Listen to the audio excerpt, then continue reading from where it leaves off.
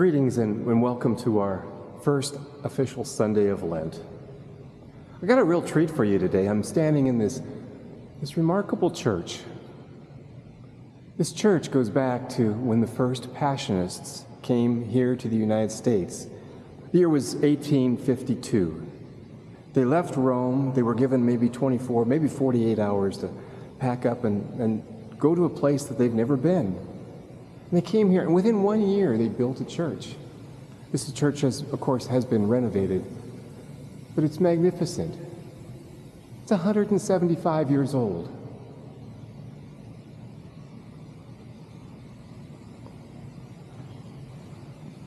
You can still see the original floor here in the sanctuary. When I think about these men and the dedication they had, they could have only done what they did because they were hard workers and men of prayer. Hard work, prayer, they go hand in hand. And so as we approach this first week of Lent, our theme throughout the week is, of course, prayer. I'd invite you just to spend some time reflecting on that. How do you pray? What's important to you when you pray? When you pray, do you talk more or do you listen more? There certainly needs to be a balance there, because if we're talking all the time, we don't have the interiority, the space inside to be patient and to listen to how God speaks to us.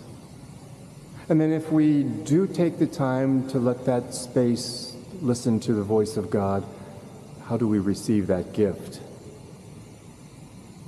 Mary has a lot to teach us here.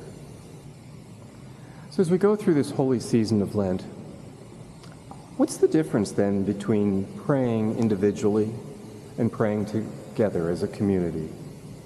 What does liturgical prayer mean for you? Do you find yourself at all connected with the people around you? Do you find yourself, at least I do, that somehow my voice is one among several, perhaps dozens, perhaps hundreds, that somehow come together and this who we are before God? And there's a real blessedness about that. Again, Lent is a time for us to understand deeper the mystery of God and our participation in that.